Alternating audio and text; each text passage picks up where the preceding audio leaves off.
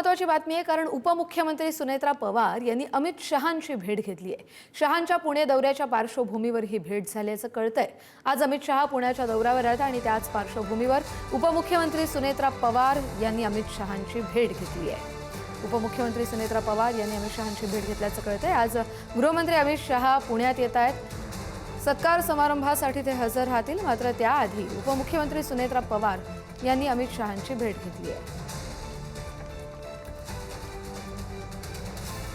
उपमुख्यमंत्री सुनेत्रा पवार यांनी अमित शहांची भेट घेतली आहे। शहांच्या पुणे दौऱ्याच्या पार्श्वभूमीवर ही भेट झाल्याचं कळतंय। गेल्या अनेक दिवसांपासून दोन्ही राष्ट्रवादीच्या काही महत्त्वाच्या नेत्यांनी अमित शहांची भेट घेतलेली आहे।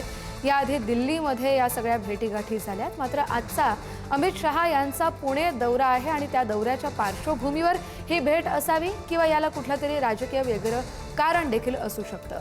उपमुख्यमंत्री सुनेत्रा पवार यांनी केंद्रीय गृहमंत्री अमित शहा यांची भेट घेतली आहे।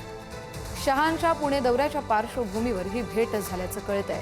जेव्हा अमित शहा पुण्यात दाखल झाले त्यावेळी मुख्यमंत्री देवेंद्र फडणवीस यांच्यासह चंद्रकांत पाटील आणि पुण्यातील काही महत्त्वाचे नेते आहेत, त्यांनी तिथे उपस्थित राहून अमित शहांचं स्वागत केलं।